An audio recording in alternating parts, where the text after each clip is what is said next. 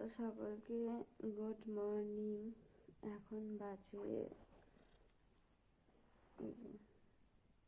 10:32। তো উঠেছি প্রায় 10:20 না 25-26-এ উঠেছি।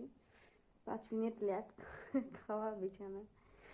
কি করবো বলো, এখানে গ্যাংটকে আসার পরে মানে এরকম হচ্ছে, তোমাদের তো বলেছি আমি। কারণ এখানে মানে এতটাই ঠান্ডা, তোমরা সকলেই জানো গ্যাংটকে ঠিক কতটা ঠান্ডা, মাইনাসে চলে যায় ঠান্ডা। তো কি করে ঘুম ভাঙবে। আর বড়মশাই চলে গেছে ডিউটিতে। তো দেখা যাক, আমি এখন উঠবো কারণ খিদে পেয়ে গেছে। কালকে রাতে না রুটি খেয়েছিলাম, আর ভাত না খেলে না খিদে পেয়ে যায়। এই অভ্যাসটা ছিল না, এই কটা দিন না ভাত খেয়ে এমন একটা অভ্যাস করে ফেলেছি রাত্রে যে রুটি খেয়ে আর পোষাচ্ছে না। এই কারণে না খিদে পেয়ে গেছে। তো চলো উঠে দেখা যাক কি খাই, তোমাদের সাথে আমি শেয়ার করব।